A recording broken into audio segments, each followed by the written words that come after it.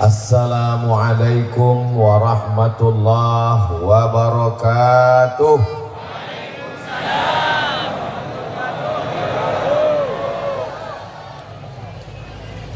Memang cantik batu manikam diberi seorang teman. Dari bunyi sambutan salam sepertinya jamaah belum sarapan. Apa kabar Bapak Ibu semua? Saya Alhamdulillahi Rabbil Alamin. Allahumma salli ala Sayyidina Muhammad wa ala alihi wa sahbihi wa barik wa sallim. Laisa minna, tidak diakui sebagai umat kami, kata Nabi Muhammad sallallahu alaihi wasallam, man lam yarham saghirana, tidak sayang kepada anak-anak, walam ya'rif syarafa kabirina, tidak hormat kepada orang tua. Semua anak-anakku, adik-adik, para santri, mudah-mudahan selalu dijaga Allah istiqomah iman dan Islam. Para alim, para ulama kita, sahibul fadilah Raden Kiai Haji Hasbullah beserta seluruh keluarga besar Pondok Pesantren Darul Ulum Banyuanyar, para alim, para ulama, hadratul muhtaramin wal mukarramin yang tak dapat saya sebutkan satu persatu. Saya juga didampingi oleh Kiai Haji Dr. Ahmad Fauzi Tijani, pimpinan Pondok Pesantren Al-Amin Perenduan. Tak dapat saya sebutkan satu persatu, tidak menghormati rasa takzim dan hormat saya. Saya tidak sebutkan bukan karena saya tidak hormat, tapi karena saya tidak ingat. Insya Allah semua yang berhadir ini dimuliakan Allah Subhanahu wa ta'ala. Karramna bani Adam, kami muliakan anak cucu keturunan Adam. Dimuliakan bukan karena asal penciptaannya, karena dia dari tanah. Dimuliakan bukan karena kemana kembalinya, karena kembali ke tanah. Dimuliakan karena la ilaha illallah Muhammadur Rasulullah sallallahu alaihi wasallam. Saya diminta berbicara tentang peradaban. Biasanya judul kajian diminta tentang takwa, enggak kelihatan takwanya. Diminta tentang ikhlas, ikhlasnya tersembunyi dalam hati. Tapi hari ini diminta tentang peradaban, tertulis di sebelah kiri, peradaban.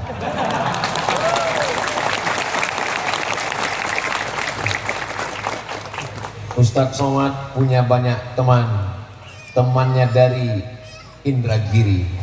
Kenapa Ustadz Somad letak sorban di sebelah kanan? Supaya kelihatan tulisan di sebelah kiri. Mohon maaf, Ustadz Abdul Somad ini kurang adab, kurang akhlak. Bagaimana sopan santun, tata kerama. Kenapa berdiri di depan kiai? Saya sudah mohon izin. Kata kiai, silakan. Kenapa Ustaz membelakangi mereka? Saya juga sudah mohon izin. Saya angkat 10 jari. Mereka semuanya diam. As-sukutu alamatur ridho. Itu kan hadis untuk perempuan Ustaz untuk nikah. Mungkin bisa juga kita bawa untuk izin saya hari ini. Ini perlu saya jelaskan, karena ini nanti direkam, orang akan melihat, di komen di YouTube. Ini Ustadz Somad membelakangi kiai di depan para alim, para ulama. Kenapa dia berdiri? Jamaah bisa menjelaskan supaya apa? Jangan ada dusta di antara kita. Allahumma salli ala Sayyidina Muhammad wa ala alihi wa sahbihi wa barik wa sallim. Tema kita, saya sebetulnya mau melihat foto saya di belakang.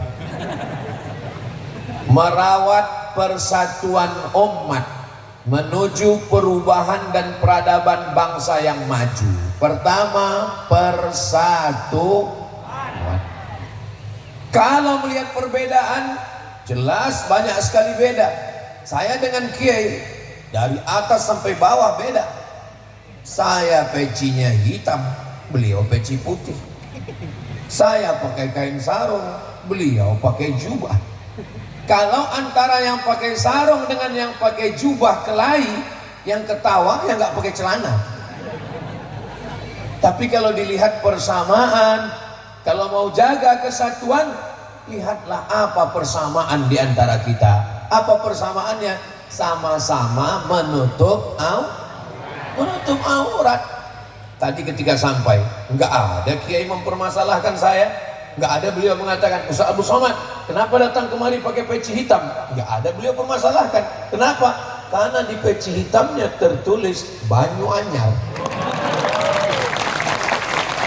Nggak ada beliau permasalahkan saya pakai kain sarung.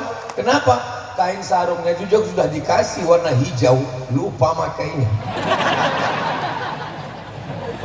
Saudara yang dimuliakan Allah Subhanahu wa Ta'ala, cobalah kita melihat beberapa titik-titik persamaan di antara kita. Ada seorang ulama yang ahli hadis. Siapa dia? Imam Malik bin Anas, meninggal tahun 179 Hijrah. Makamnya di pemakaman Baqi di samping Masjid Nabawi. Panjang umur sehat badan, kita akan berziarah ke makam Imam Malik bin Anas dalam acara Umroh Akbar insyaallah. Ongkos tanggung masing-masing. Imam Malik bin Anas adalah ahli hadis. Katabtu kitabi hadza, saya menulis kitab ini. Wa aradtu ala sab'ina min fuqaha'il Madinah, saya sudah mempresentasikan kitab hadis ini kepada 70 ulama ahli hadis di kota Madinah. Kulluhum wata'uni, semua mereka setuju dengan isinya. Fasammaituhu muwatta'a, maka saya sebut kitab ini dengan kitab hadis muwatta'. 14 riwayat hadis muwatta'.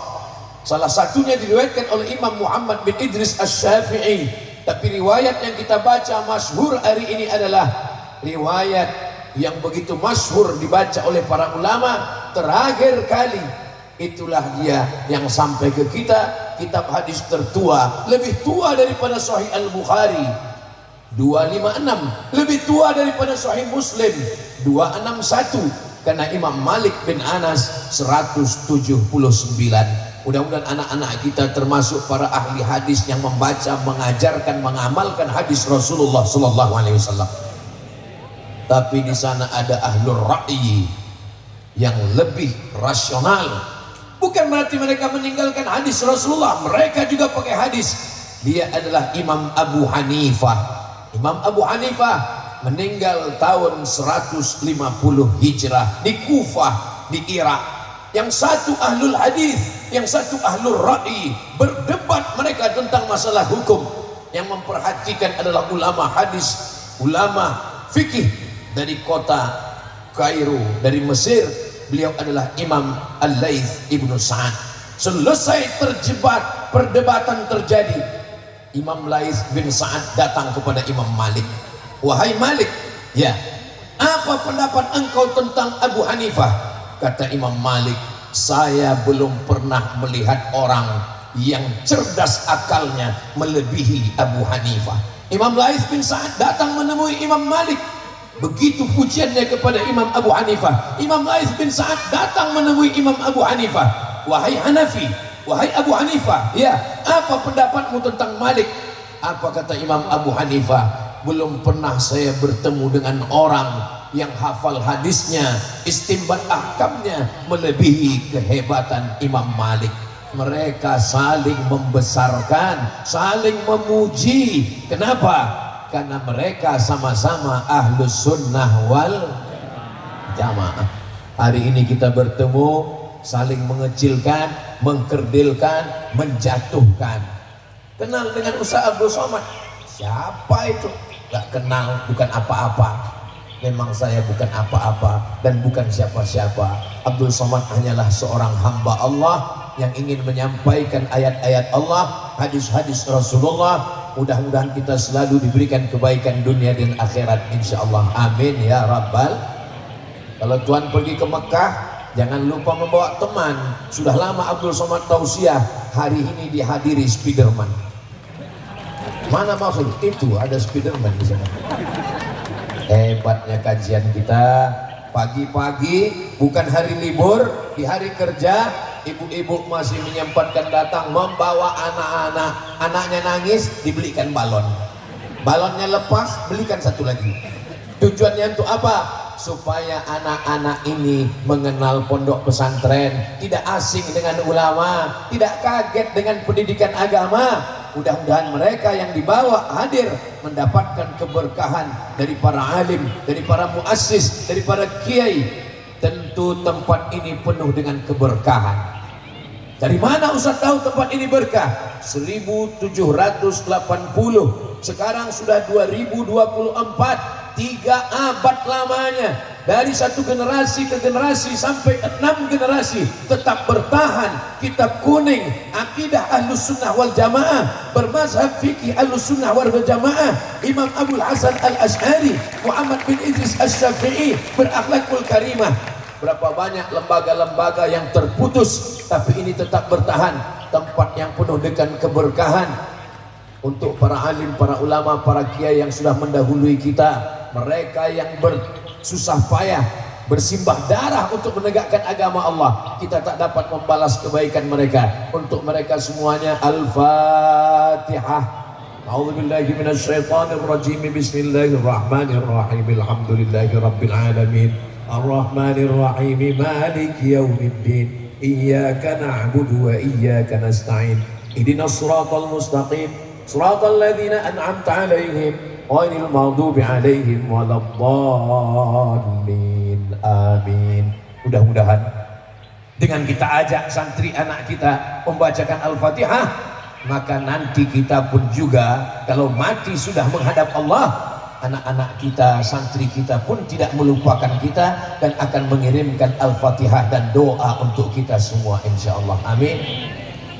Anak-anak yang tadi melambaikan tangan, anak-anak yang mengambil foto dan gambar, fotonya mereka cetak, nanti sampai masanya anaknya, istrinya akan bertanya, ayah, ini foto ayah di mana? Ini foto di Pondok Pesantren Darul Ulum Banyuanyar.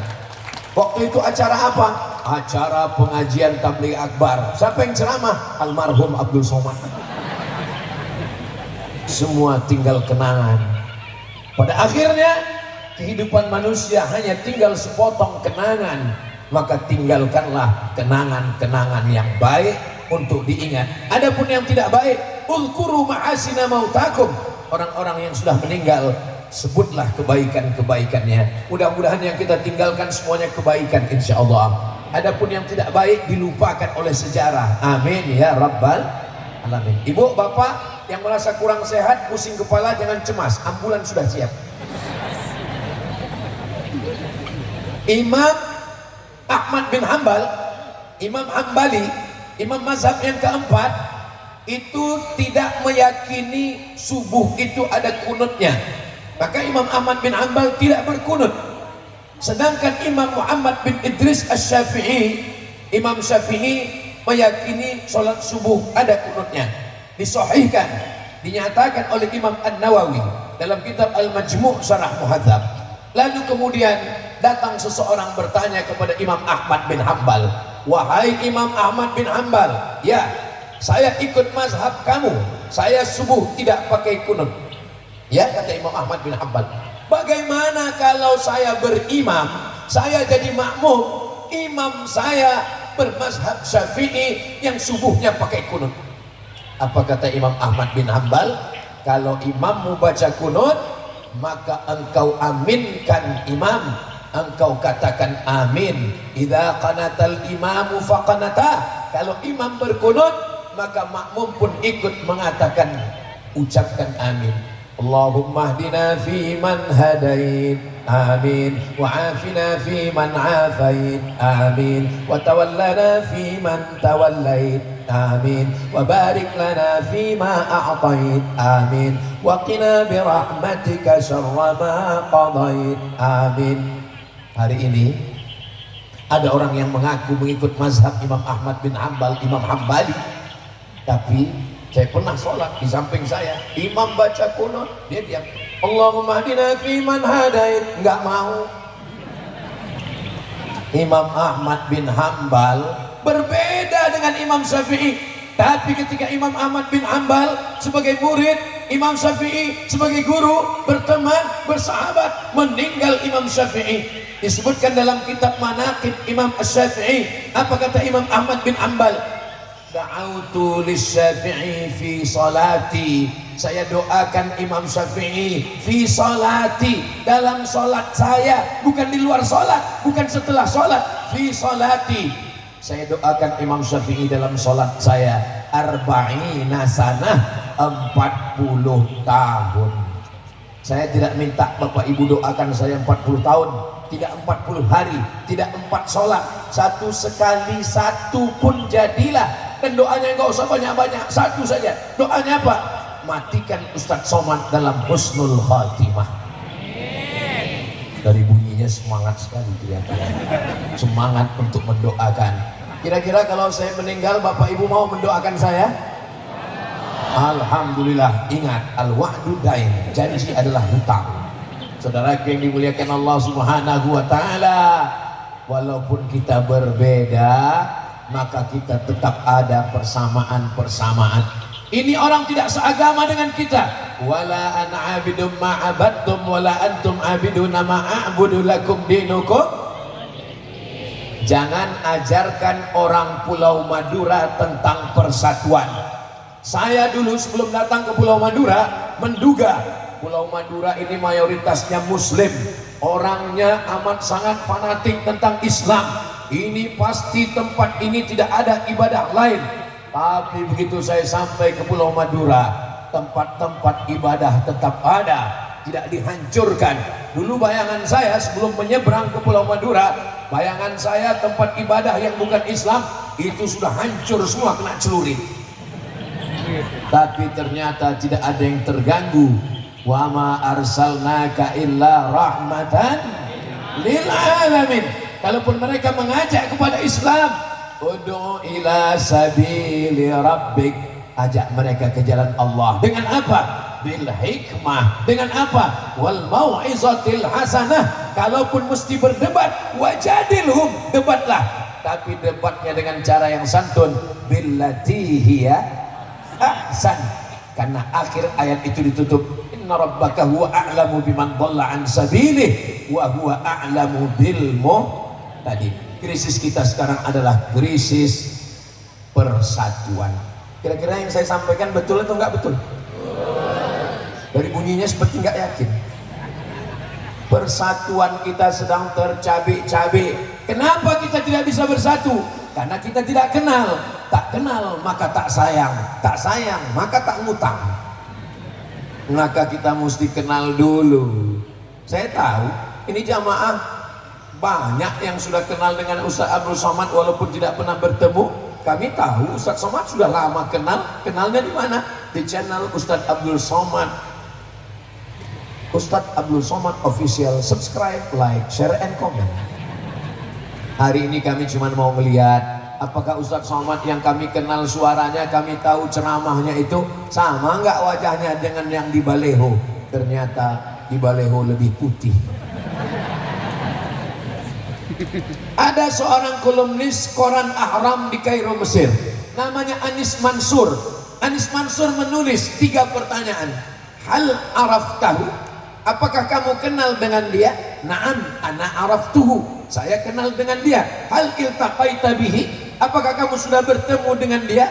Lam altaqi bihi, idzan lam araf, idzan lam ta'rifu, saya belum pernah ketemu. Kalau belum pernah ketemu berarti kamu belum kenal. Kita sudah ketemu atau belum? Sudah di alam gaib, baru hari ini di alam nyata. Hal araftahu, hal apakah kamu kenal dengan dia? Naam araftuhu, saya kenal dengan dia. Apakah kamu pernah berjalan sama dengan dia? Belum.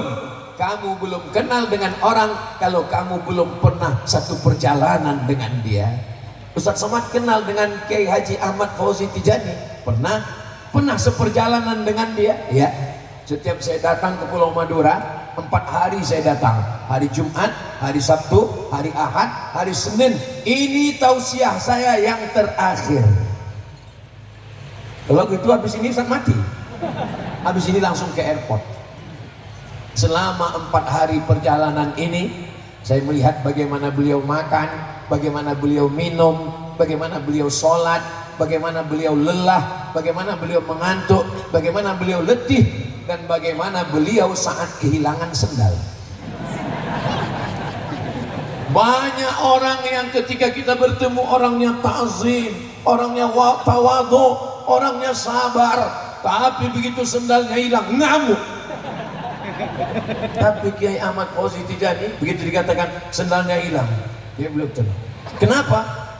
Mungkin beliau merasa bahwa sendal itu sudah masuk surga duluan. Seperti sendalnya Bilal bin Rabah.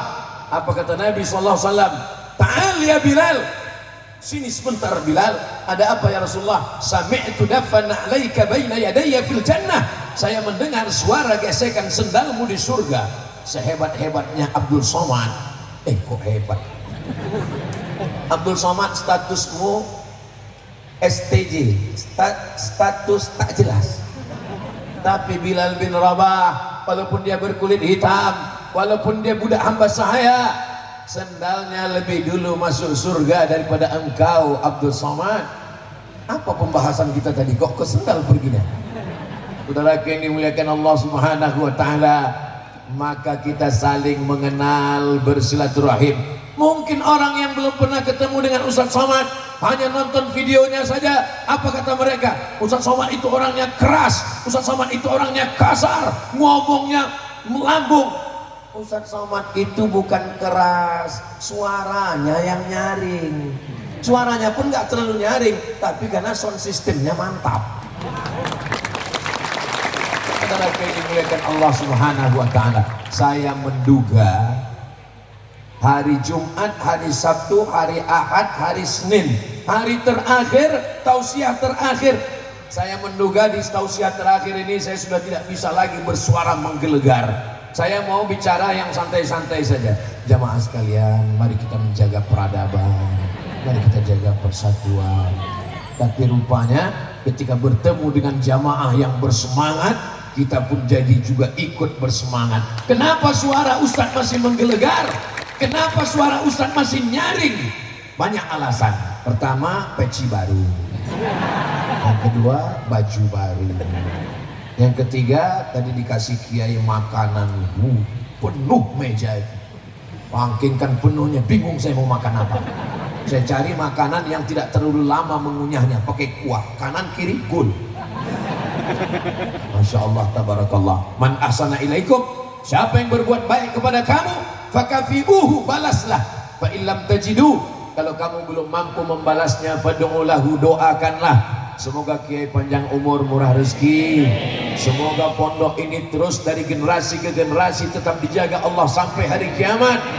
Ini menjadi bentengnya Pulau Madura, bentengnya Ahlus Sunnah wal Jamaah, persatuan. Umat Islam ini bukan lemah. Kenapa kita bisa dijajah Belanda? Kenapa kita bisa dijajah Jepang? Jepang tidak kuat, Belanda tidak hebat. Coba perhatikan peta Eropa. Dari Maroko, Mesir, Libya, Tunisia, Aljazair, Maroko. Selesai Maroko, nyebrang Samudra Atlantik, Jesiras. Dari Jesiras masuk ke Spanyol, Portugis, Portugal. Ustadz, Portugis dengan Portugal dua negara, satu negara. Apa bedanya? Portugis orangnya, Portugal negaranya. Portugal itu nama negara, bukan persatuan orang tua gatal. Portugal negaranya, Portugis orangnya. Negaranya kecil-kecil. Spanyol, Portugis, Portugal, Perancis, Jerman, Inggris, ada pulaunya dikit, Belanda kecil sebesar upil. Tapi kenapa bisa menjajah kita? Bukan karena mereka kuat, bukan karena mereka hebat, tapi kenapa? Karena kita mau diadu domba. Jangan mau diadu domba, karena yang mau diadu cuma kita, bukan domba. Maka kita diingatkan Allah Subhanahu wa taala, khalaqakum min nafsin wahidatin wa khalaqa minha zawjaha wa batha minhuma rijalan katsiran wa nisaa. Diciptakan Allah dari Adam dan Hawa. Cuman satu manusia, Adam, dan Hawa diciptakan dari tulang rusuknya. Setelah itu kita pun bertebaran di atas muka bumi Allah Subhanahu wa taala. Ustaz Somad dari Pulau Sumatera, jauh di sana. Dari Pulau Sumatera naik pesawat dari Pekanbaru ke Pulau Jawa, Cengkareng, Jakarta. Dari Jakarta naik pesawat lagi ke Surabaya. 2,5 jam baru sampai. Kalau naik kapal laut berapa lama? Tapi orang Pulau Madura tidak pernah mempermasalahkan Abdul Somad. Jangan datang Abdul Somad, kamu orang Sumatera. Enggak. Jangan datang Abdul Somad, kamu orang Melayu. Bukan. Mereka melihat persamaan. Abdul Somad sama-sama Negara Kesatuan Republik Indonesia. Abdul Somad sama-sama La ilaha illallah Muhammadun sallallahu alaihi wasallam. Ketika umat ini diadu domba, berpecah belah, akhirnya ulama-ulama lah yang menyatukan kita. Dulu orang selalu mengatakan negara ini negara demokrasi. Betul, tidak salah. Yang menyatukan kita adalah pahlawan-pahlawan nasional. Betul. Tapi baca sejarah, siapa yang pertama menyatukan kita, yang terpecah belah dengan mazhab fikihnya, dengan mazhab akidahnya, dengan suku-sukunya? Kita bersatu 1912, 1905, 1926, 1928, jauh sebelum Sumpah Pemuda. 1905 Sarekat Islam yang terdiri dari orang-orang yang bersama dalam satu akidah, dalam satu ibadah, dalam satu Allah. Tuhannya satu, qul huwallahu ahad, nabinya satu, Muhammadur Rasulullah, kiblatnya satu, fawalli wajhaka syatral masjidil. Berbangsa satu, bangsa Indonesia. Bertanah air satu, tanah air Indonesia. Berbahasa satu, bahasa Indonesia. Itu 1928 guys. 1905 Sarekat Islam. 1912 Kiai Haji Ahmad Dahlan Muhammadiyah. 1926 Nahdlatul Ulama Mbah Hasyim Asy'ari. 1928 Persatuan Tarbiyah Islamiyah Syekh Sulaiman Ar-Rasuli di Bukit Tinggi, murid dari Syekh Ahmad Khatib Minangkabau. 1928 saudara-saudara kita yang satu bangsa satu tanah air barulah menyatakan Sumpah Pemuda. 1930 Al-Jam'iyatul Wasliyah, wasal menyambungkan, wasal menghubungkan. Karena terpecah belahnya umat, maka para ulama berkumpul di Medan Sumatera Utara meminta fatwa kepada Syekh Muhammad Yunus. Wahai Syekh Muhammad Yunus, apa yang layak untuk mempersatukan kita? Kita sudah tercabik-cabik, kita terpecah belah. Satukan, menyatukan dalam bingkai persatuan Al-Jam'iyatul Wasliyah. Semuanya ini dipersatukan oleh para ulama. Jadi kalau ada hari ini yang dikatakan ulama tapi malah memperpecah belah kita, maka sesungguhnya mari kita kembali kepada tuntunan Al-Quran dan sunnah Rasulullah sallallahu alaihi wasallam. Tapi nggak bisa sekedar tablik akbar, nggak selesai masalah ini dengan ceramah, dengan khutbah. Solusinya adalah kembali ke pondok pesantren. Saya tausiah di masjid, saya lihat ada bapak-bapak pakai cincin emas. Terus saya tanya, itu cincin bapak emas? Iya Pak Ustadz. Kenapa bapak pakai cincin emas? Karena Allah menyuruh dalam Al-Quran. Hah?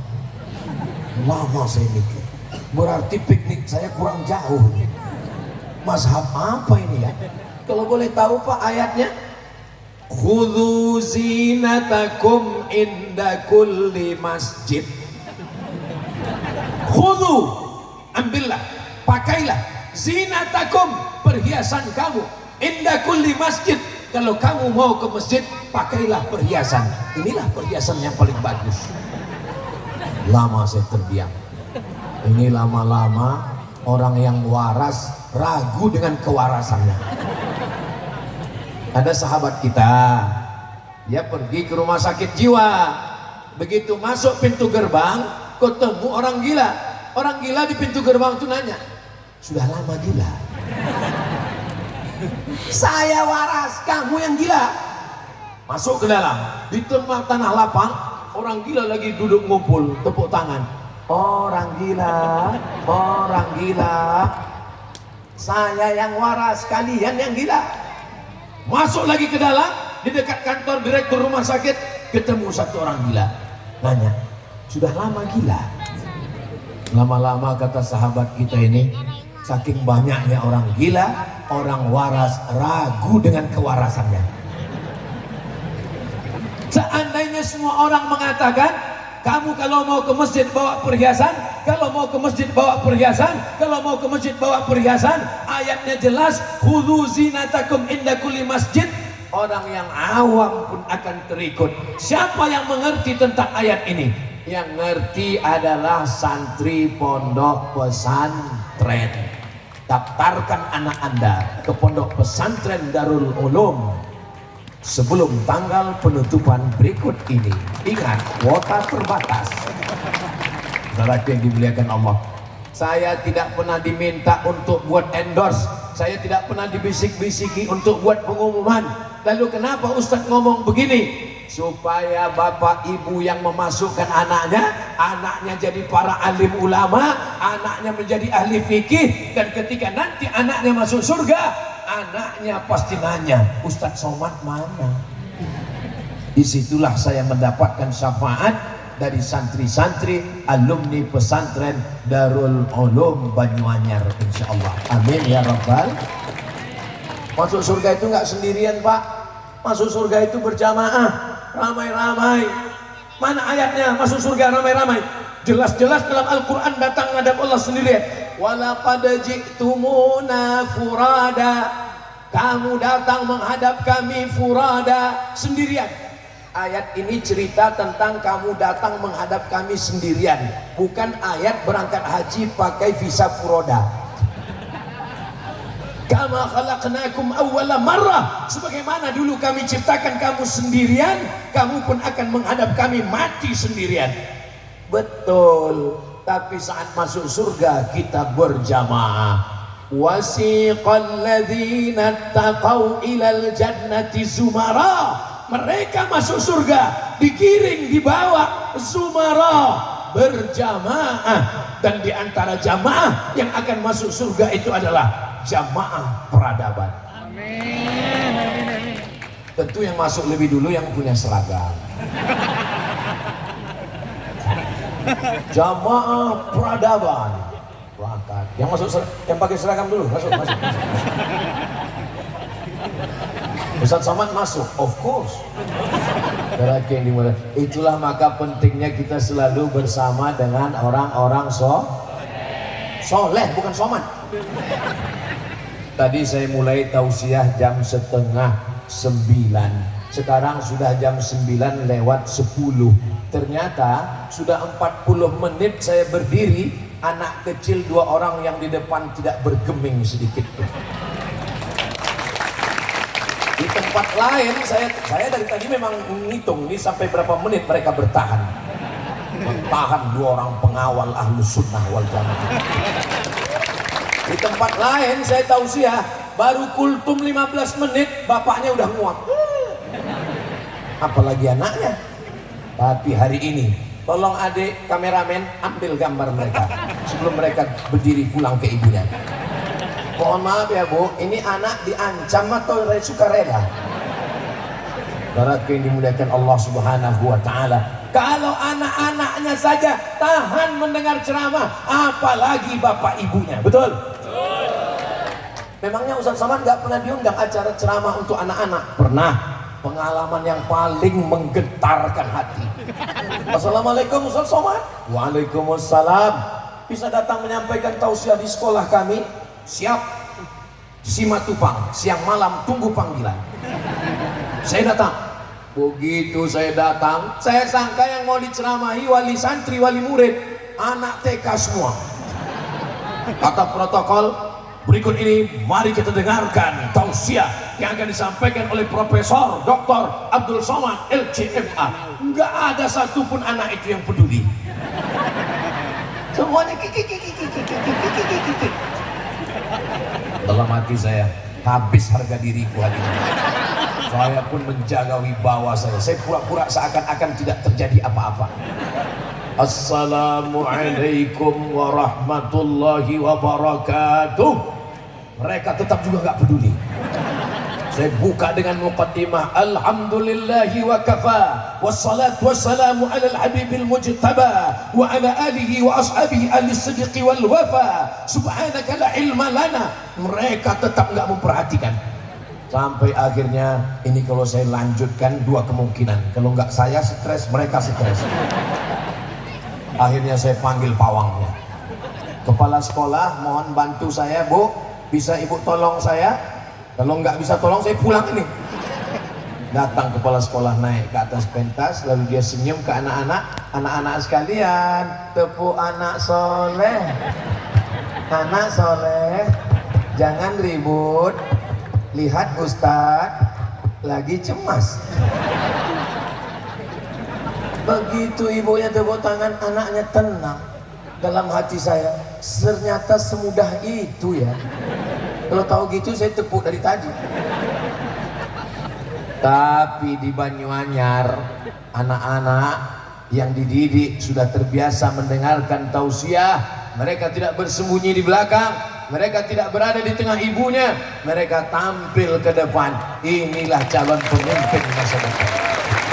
Allahu Akbar. Kira-kira bapak dulu waktu masih kecil sebesar ini, apakah seberani ini? Belum tentu. Kenapa mereka bisa seberani ini? Karena mereka mendapatkan doa barokah dari para kiai, para alim, para ulama. Mereka sudah terbiasa. Saya pernah ke satu daerah, diundang makan di rumah jamaah. Sampai di dalam, orang tuanya minta doa. Ustaz tolong doakan anak saya. Takut. Dalam hati saya, sangka saya setan. Saudara yang dimuliakan Allah Subhanahu wa Ta'ala, masukkan anak ke pondok pesantren. Tapi katanya kita disuruh bawa perhiasan kalau mau pergi ke masjid. Lihat dulu asbabun nuzul ayat itu. Ayat itu cerita tentang apa? Dulu mereka tawaf di samping Ka'bah, uryanun taliq. Mohon maaf, beribu maaf. Dalam keadaan oryan, telanjang bulat, gak pakai baju. Mohon maaf, tidak layak saya berkata di depan kiai. Turun ayat, khudhu zinatakum. Maknanya ambil perhiasan, pakaian kamu, pakai pakaian inda kulli masjid. Ketika kamu masuk Masjidil Haram mau tawaf, pakai pakaian, bukan tanpa pakaian. Itu enggak ada dalam terjemah depak Kementerian Agama. Itu ada dalam kitab tafsir. Masalahnya tafsir berbahasa Arab. Yang paling kecil tafsir Mufradat Al-Quran berbahasa Arab. Tafsir Jalaluddin Al-Ma'alli, Jalaluddin As-Suyuti berbahasa Arab. Tafsir Abul Fida Ismail Ibnu Katsir berbahasa Arab. Tafsir Al-Quranil Azim, tafsir Mafatihul Ghaib Fakhruddin Ar-Razi berbahasa Arab. Dan pintu masuk ke bahasa Arab, nahwu, sharaf, balaghah, ma'ani, bayan, itu hanya dipelajari di pondok pesantren. Maka yang sudah memasukkan anaknya ke pondok pesantren, alhamdulillah. Yang belum memasukkan anaknya ke pesantren, insya Allah. Yang sudah saya kasih tahu nggak juga mau masukkan anak ke pesantren, kok innalillah Pak Ustadz ya. Fitnah akhir zaman hari ini luar biasa. Pondok pesantren memberikan kunci-kunci ke anak kita. Kalau sudah dapat kuncinya, dia tahu mana orang sesat, mana orang salah. Sekarang di internet semuanya muncul. Dulu ini pakar nahu, ini pakar sorof, ini pakar bahasa Arab, ini pakar balaghah. Sekarang muncul, ini pakar bahasa semut. Aneh-aneh zaman ini sekarang. Maka kalau anak kita tidak dipersenjatai dengan ilmu-ilmu agama, mudah dia disesatkan. La yadurrukum man dhalla idza tadaitum. kalau kamu dapat hidayah, kalau kamu dapat ilmu, satu dunia menyesatkan kamu, kamu tidak akan bisa sesat. Ihdinas siratal mustaqim, siratal ladzina an'amta alaihim minan nabiyyin wassiddiqin wasyuhada wassalihin. Bagian yang pertama, persatuan. Setelah kita bisa bersatu, berikutnya perubahan. Mesti ada perubahan. Contohnya yang sudah berubah itu siapa? Abdul Somad. Tadi pecinya merah, sekarang hitam. Tadi bajunya putih polos, sekarang sudah ada hijau-hijaunya. Mesti ada perubahan. Alhamdulillah Pak Ustadz, itu suami saya sejak dengar ceramah pengajian Ustadz Somad sudah ada perubahan Pak Ustadz. Dulu nggak sholat, sekarang sudah sholat. Sholat apa Bu? Idul Adha. Karena mau ngambil kupon daging kurban. Alhamdulillah Ustadz Somad, istri saya dulu orangnya pelit, bakhil, medit, kedekut, kikir. Sekarang sudah dermawan. Dulu kalau ada kotak sedekah depan 2.000, sekarang sudah berubah Ustadz. Berapa? 2.500. Allah rahasiakan, tidak ada yang tahu siapa dapat haji mabrur. Allah rahasiakan, tidak ada yang tahu siapa dapat sholat wusta. Allah rahasiakan, tidak ada yang tahu siapa dapat Lailatul Qadar. Allah rahasiakan, tidak ada yang tahu siapa dapat taubat nasuha. Kenapa Allah rahasiakan? Supaya kita tetap khauf, takut, cemas, tapi kita tetap berharap. Bainal khauf war raja, takut dan cemas, dan senantiasa berharap. Mudah-mudahan kita mendapatkan haji mabrur, mudah-mudahan mendapatkan Lailatul Qadar, mudah-mudahan mendapatkan taubat nasuha, mudah-mudahan mendapatkan husnul khatimah. Terus apa tanda orang dapat haji mabrur? Apa tanda orang dapat husnul khatimah? Apa tanda orang dapat? Tandanya salah satunya adalah ada perubahan. Ustadz, katanya kalau kita pulang haji itu ada perubahan Pak Ustadz. Gimana perubahannya? Wajah putih bercahaya. Itu bukan haji mabrur, skincare. Wajah Cina, tangan Afrika. Saudara yang dimuliakan Allah Subhanahu wa taala, perubahan bukan dalam bentuk fisik, perubahan dalam bentuk perubahan gaya. Kamu kenapa sekarang cuma duduk-duduk di masjid? Kenapa tidak bisnis? Saya ini dulu Pak Ustadz preman, saya riba, saya zina, saya makan haram. Sekarang setelah saya tobat, saya sudah berubah Pak Ustadz. Perubahannya gimana? Saya cuma nunggu malaikat maut tiba. Itu bukan perubahan, itu kemunduran. Khiyarukum fil jahiliyah, khiyarukum fil Islam. Yang dulu saat jahiliyahnya panglima perang, setelah Islam dia tetap menjadi panglima perang. Siapa dia? Khalid ibnul Walid. Siapa yang menghantam Nabi waktu perang Uhud? Khalid bin Walid menyerang dari belakang, menghantam, membunuh sahabat Nabi. Tapi setelah dia berislam, dia tidak berhenti. Dia tidak hanya menunggu malaikat maut mati di masjid, dia tetap menjadi panglima perang. Yang dulu sebelum taubatnya adalah perampok, penjahat. Setelah dia taubat, dia tetap merampok, tapi yang dirampoknya adalah perbuatan mungkar. Tangannya menghantam kemungkaran. Dulu orang tidak berani baca Quran dengan suara keras. Kenapa? Karena takut ditangkap Abu Jahal, Abu Lahab. Kapan orang berani baca Quran dengan suara lantang? Setelah seorang yang pemenang gulat, juara bertahan, dia adalah Umar ibnul Khattab. Setelah Umar bin Khattab masuk Islam, orang berani baca Quran dengan suara lantang. A'udzubillahi minasyaitonir rajim. Bismillahirrahmanirrahim. Jadi kalau sekarang ada orang baca Quran suaranya nggak kedengaran, itu berarti Umar bin Khattab belum masuk Islam. Kenapa berani baca Quran? Karena juara petarung bertahan sudah bersyahadat asyhadu an la ilaha illallah wa asyhadu anna muhammadan rasulullah. Preman-preman yang bertato, yang dulu jahat, masuk dalam dakwah, masuk Islam, hijrah, bertaubat nasuha. Tapi tolong dakwah, bukan berarti diam terhadap kemungkaran. Kalau agamamu dihina, kalau ulamamu dihina, engkau diam, ganti bajumu dengan kain kafan. Bukan hadis Nabi, dapat saya di grup WhatsApp. Saudara yang dimuliakan Allah Subhanahu wa taala, jadi dalam hal kemungkaran memang ada ustadz yang mengajak kepada mari sholat, mari zikir, mari puasa. Itu namanya ustadz spesialis amar ma'ruf. Tapi jangan lupa, seperti uang punya dua sisi. Satu sisi bukan uang namanya, itu namanya uang mainan, uang contoh. Uang yang asli dua mata, dua sisi. Sisi amar ma'ruf, nahi mungkar. Nahi mungkar nggak bisa. Jangan judi ya, jangan zina ya, nggak bisa.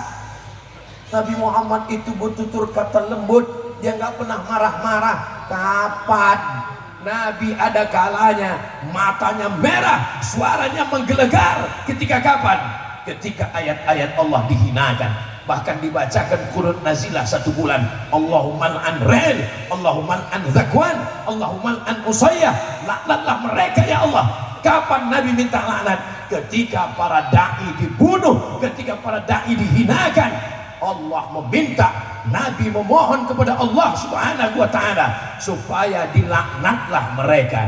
Sekarang banyak orang mengambil sisi kelembutan kebaikan, dipotongnya sisi tegas dalam kemungkaran. Mudah-mudahan santri-santri kita ada masanya lembut dan ada masanya tegas. Asyidda'u 'alal kuffar ruhama'u bainahum. Perubahan kita adalah perubahan ke dalam kebaikan. Kita pun ziarah ke depan makam Sayyidus Syuhada Hamzah bin Abdul Muttalib. Assalamu alayka ya Sayyidas Syuhada, assalamu alayka ya sahibah Rasulillah, assalamu alayka ya amma Rasulillah sallallahu alaihi wasallam. Bagaimana kematian Hamzah? Telinganya digunting, hidungnya dipotong, jantungnya dibelah. Yang membunuh itu adalah Wahsy. Wahsy, budak sahaya berkulit hitam. Dia ambil hirbah tombak, dia tusukkan ke tengkuk Hamzah. Summa hazzaztuhu, saya goncang hingga menembus baina fakhidaihi, antara dua paha Hamzah. Begitulah kejamnya Wahsy. Tahun 3 Hijrah, hari berganti, musim berubah. Tahun 4, tahun 5, tahun 6, tahun 7, tahun 8. Setelah 8 Hijrah, Nabi datang ke kota Makkah Al-Mukarramah membawa 10.000 pasukan.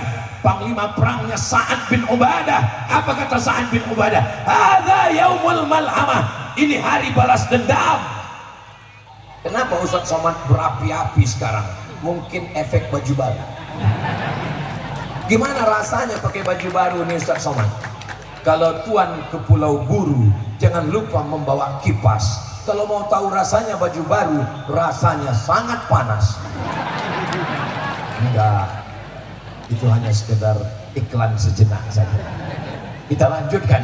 Apa kata Sa'ad bin Ubadah? Hadza yaumul malhamah, ini hari balas dendam. Nabi memanggil Sa'ad, ta'al ya Sa'ad, sini. Tadi kamu ngomong apa? Hadza yaumul malhamah, ini hari balas dendam. Dulu mereka menggunting telinga Hamzah, kita akan potong telinga mereka. Dulu mereka membelah jantung Hamzah, kita akan belah jantung mereka.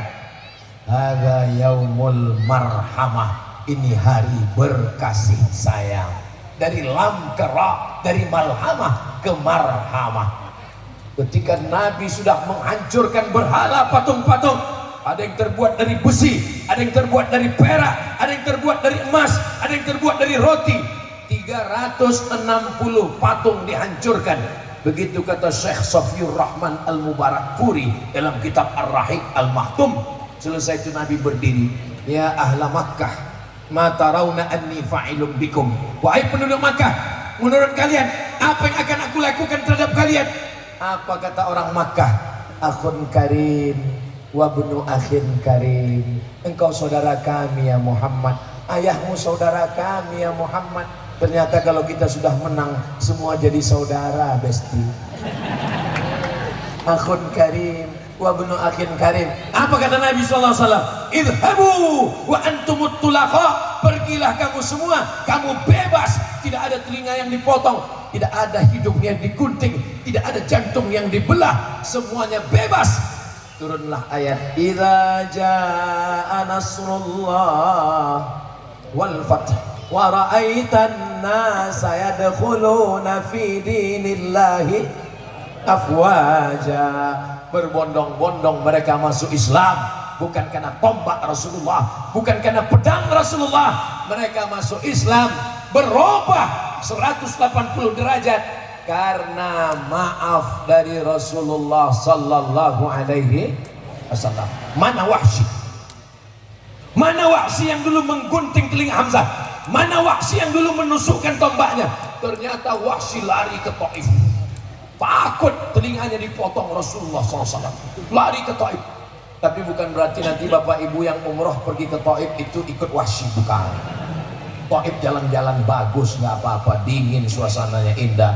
Wahsy pergi ke Taif 19 hari Rasulullah di kota Makkah Al-Mukarramah. Setelah itu Nabi pergi, Wahsy dengar kabar, oh Muhammad SAW sudah pergi. Wahsy pulang. Wahsy ke Mekah, dia lihat tidak ada orang Mekah yang telinganya digunting. Ternyata ada ibu-ibu di belakang. Masya Allah, yang di depan masih masuk akal, mereka mau melihat wajah Ustaz Somad. Yang di belakang tengkuk Ustaz Somad. Mudah-mudahan yang di depan, yang di belakang, yang di kanan, yang di kiri semuanya masuk surga insyaallah. Wahsy pulang ke kota Makkah, ternyata tidak terjadi apa-apa. Wahsy mengejar Nabi ke Madinah. Sampai di Madinah dia bertemu dengan Rasulullah sallallahu alaihi wasallam. Nabi bertanya, "Anta Wahsy? Kamu Wahsy?" "Na'am ya Rasulullah." "Qatalta Hamzah? Kamu yang sudah membunuh paman saya Hamzah?" "Iya ya Rasulullah." Nabi hanya menepuk dada Wahsy supaya kuat iman dan Islamnya. Nabi tidak menggunting telinga Wahsy. Nabi hanya berkata, "Aghibu wajhaka anni." Tolong palingkan wajahmu dariku wahai Wahsy. Wahsy pun lalu kemudian pergi, tapi Wahsy tetap merasa berdosa. Tanganku membunuh orang paling baik Hamzah, tanganku berdarah, ini tangan mesti dibersihkan. Sampai akhirnya dia dapat kesempatan untuk membersihkan tangannya. Dia berubah, tapi perubahannya bukan menjadi lemah, lesu, letoy, lunglai. Dia tetap bertenaga, dia tetap berjihad. Sampai akhirnya kesempatan membersihkan tangan itu datang. Seorang nabi palsu bernama Musailamah al-Kadzdzab. Dia Yamamah. Pada masa pemerintahan Abu Bakar Siddiq, Rasulullah sudah meninggal menghadap Allah Subhanahu wa taala. Ada nabi palsu membuat surat palsu. Wal fil wa ma adraka mal fil lahu dhailun tawil. Dia buat surat yang mirip dengan Al-Quran, tapi maknanya nggak ada sama sekali. Wal fil, demi gajah. Wa ma adraka mal fil, tahukah kamu apa gajah itu? Lahu dhailun tawil, ekornya panjang. Apa itu? Tapi masih lumayan bisa dipahami.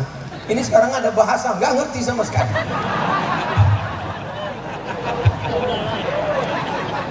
Lalu kata Nabi SAW, kalau kamu berubah, yang berubah itu imannya, tapi semangatnya tetap. Inilah kesempatan kata Wahsy. Maka yang menghabisi nyawa Musailamah al-Kadzdzab adalah Wahsy. Setelah dia menghantam si kafir ini, maka bersihlah tangannya. Jadi perubahan itu maknanya bukan hanya berubah pakaian, bukan hanya berubah aksesoris, bukan hanya berubah penampilan, tapi perubahan yang mendasar adalah perubahan sikap. Yang dulunya membenci dakwah, sekarang menolong dakwah. Yang dulunya membenci kiai, sekarang mensupport dakwah kiai. Yang dulu membenci pondok pesantren, sekarang menolong pondok pesantren. Siap bantu pesantren? Siap jaga Pulau Madura? Siap jaga umat? Takbir! Ini makin lama makin panas suasananya, makin berapi-api. Saudaraku yang dimuliakan Allah Subhanahu wa taala, pertama persatuan. Setelah persatuan barulah terwujud perubahan. Setelah perubahan yang terakhir adalah peradaban. Peradaban itu apa? Peradaban itu adalah bangunan. Kalau peradaban itu bangunan, maka bapak peradaban adalah Fir'aun, karena dia membangun piramid. Kalau peradaban itu adalah kekuasaan, maka yang paling lama berkuasa adalah Namrus, 400 tahun. Saking lamanya berkuasa, pertanyaan Namrus kepada rakyatnya, ailahun ghairi, apakah ada Tuhan selain saya? Pemimpin kalau terlalu lama berkuasa, dia mulai nanya, ada Tuhan selain saya? Sudah menjadi Tuhan. Bagaimana Allah menghancurkan Namrus? Namrus tidak mati disambar petir. Kalau Namrus mati disambar petir, indah beritanya. Namrus mati disambar geledek, kan keren beritanya. Tapi Namrus matinya bagaimana? Menghinakan. Namrus mati karena digigit nyamuk. Innallaha la yastahi an yadriba mathalan ma ba'udatan fama fawqaha. Nyamuk, makhluk yang kecil, remeh temeh, hina.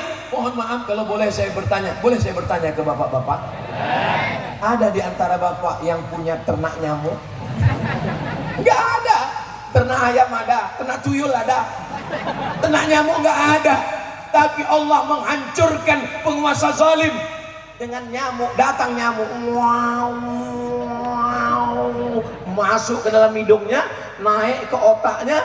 Namrus memukul kepalanya, pukulkan ke dinding, nggak juga mati, diambilnya mati hanya dengan seekor nyamuk. Allah kalau mau menghancurkan orang, tu'izzu man tasha wa tudhillu man tasha biyadikal khair, innama amruhu idza arada syai'an ayyakula lahu kun. Lalu kenapa ada Fir'aun, ada Namrus?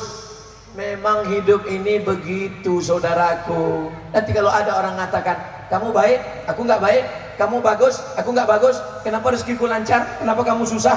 Memang dunia ini begitu, saudaraku. Dulu ada Kabil, ada Habil, ada Musa, ada Fir'aun, ada Ibrahim, ada Namrus, ada Muhammad SAW, ada Abu Jahal, ada aku, ada kamu. Berpasang-pasangan. Saudara yang dimuliakan Allah Subhanahu wa Ta'ala, peradaban itu bukan hanya bangunan. Peradaban yang paling hebat adalah peradaban hasil ilmu pengetahuan. Mukjizat yang lain hilang.